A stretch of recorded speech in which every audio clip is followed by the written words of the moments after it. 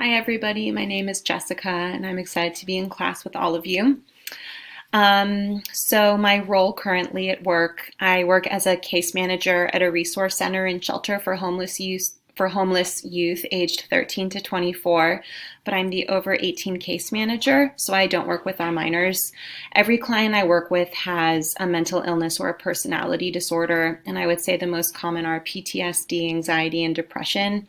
There's also a lot of clients with bipolar disorder, borderline personality, and schizophrenia, among others. And on the developmental side, we also see a lot of young people on the autism spectrum. So, my beliefs about mental health diagnoses. So, from my experience, I think that doctors tend to overdiagnose. And I say that because a lot of my clients have been diagnosed with a dozen mental illnesses and personality disorders. And from what I can tell, trauma looks a lot like other mental illnesses. So, I think that doctors confuse trauma for a slew of other mental health issues. That said, I believe in mental illness and personality disorders, and when used appropriately and correctly, I think medication and proper therapy can be life saving. In what ways do you participate to make a DSM diagnosis?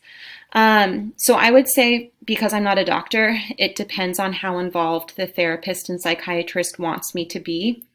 I spend a lot of time with clients, so way more time than like therapists and psychiatrists spend with clients. So I get to see how they are day to day, what they're capable of doing, how they approach situations. And so some doctors are interested in my opinion and they like to bounce ideas off of me. Occasionally, I attend wraparound meetings with clients that have multiple doctors, social workers, case managers, probation officers, etc. And then on the other hand, some doctors don't ask me anything or keep me updated, which can make it difficult to do my job, especially when a client stops a medication and starts a new one.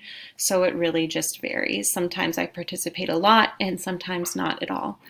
And I think that covers it. I look forward to working with all of you this semester.